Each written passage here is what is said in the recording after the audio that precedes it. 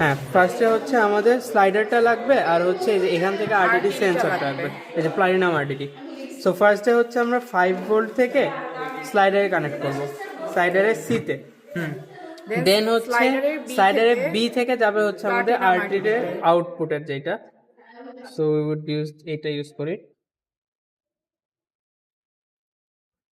P থেকে যাবে হচ্ছে প্ল্যাটিনামের আউটপুটে, প্ল্যাটিনামের আউটপুট। এন্ড দেন এইখানে হচ্ছে আমরা ভোল্টেজ একটা ফিক্স রাখার চেষ্টা করব 108 মিলিভোল্ট। আচ্ছা, সো সো স্লাইডারটা ফার্স্টে ঘুরে হচ্ছে আমাদের এটা হচ্ছে মিলিভোল্টে সেট মিলিভোল্ট করতে এরিয়া, হবে, মোস্ট প্রবাবলি এটা হচ্ছে মিলিভোল্ট। মিলিভোল্ট। হ্যাঁ, এখন এই স্লাইডারটা মুভ করে, ঠিক আছে, আচ্ছা, মুভ করে এখানে হচ্ছে আমাদের 108 আনতে হবে। 108 কেন? বই লেখা আছে। 108 হচ্ছে এটা হচ্ছে কাইন্ড অফ ব্যাক ক্যালকুলেশন। মূলত হচ্ছে তোর আমাদের ফ্রন্ট ক্যালকুলেশনের টেম্পারেচারের জন্য, মানে রুম টেম্পারেচারের জন্য আসার কথা হচ্ছে 108। তো আমরা তো এখন টেম্পারেচারটা এখানে সেট করতে পারতেছি না, কারণ এক এক জায়গায় রুম টেম্পারেচার এক এক রকম। সো আমরা যেটা করি, এখানে 108 সেট করে টেম্পারেচারটাকে ফোর্স করি এখানে। আচ্ছা,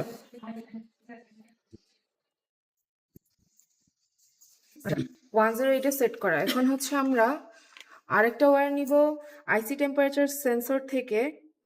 এটার দরকার ছিল না। আচ্ছা সরি, এটা না, এইটা আইসি আইসি টেম্পারেচার টেম্পারেচার সেন্সর থেকে আইএনটি থেকে, টেম্পারেচারটা আইএনটি থেকে না, হ্যাঁ। আর এটা হচ্ছে গ্রাউন্ডেড হবে। এটা হচ্ছে গ্রাউন্ডে যাবে।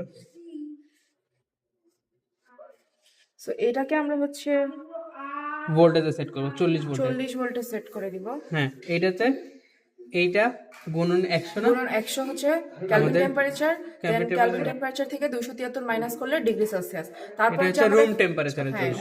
তারপরে আমাদের যে ফর্মুলাটা আছে না, RTD রেজিস্ট্যান্স বের করার যে ফর্মুলা, 100 প্লাস হচ্ছে 0.385 গুণন ডিগ্রি সেলসিয়াস। সো এখান থেকে আমরা ক্যালভিন টেম্পারেচার পাবো, সেখান থেকে সেলসিয়াস টেম্পারেচার পাবো, সেই সেলসিয়াস দিয়ে আমরা হচ্ছে ক্যালকুলেটেড ইয়া পাবো, কি কয়, রেজিস্ট্যান্সটা পাবো। আর এইখানে হচ্ছে আমরা মেজার্ড রেজিস্ট্যান্স পাবো, বাট পাবো এটা এখানে। থাকবে মিলিভোল্টে। মিলিভোল্ট যেটা, আর হচ্ছে 1000 হ্যাঁ 1000, ওইটা হচ্ছে আমাদের রেজিস্ট্যান্সটা। এটা হচ্ছে মেজার্ড রেজিস্ট্যান্স। আর এখান থেকে টেম্পারেচার দিয়ে আমরা ক্যালকুলেটেড রেজিস্ট্যান্স পাবো। এখন সমস্যা অথবা হচ্ছে ডিরেক্ট মিলিভোল্টে হচ্ছে আমরা রেজিস্ট্যান্স হিসেবে ইউজ করতে পারি, কারণ আমাদের এখানে 0.00 ওটা আসে নাই। হ্যাঁ, আচ্ছা, এবার হচ্ছে হিটার কানেকশন দিব। আর ওই 1 মিনিট পর পর আসলে এখানে কি হয় হ্যাঁ, ওটা ওটা হচ্ছে দেখার চেষ্টা করবো। একজন অন করো, কি কয়, সো এইখানে ভ্যালুগুলো চেঞ্জ হবে।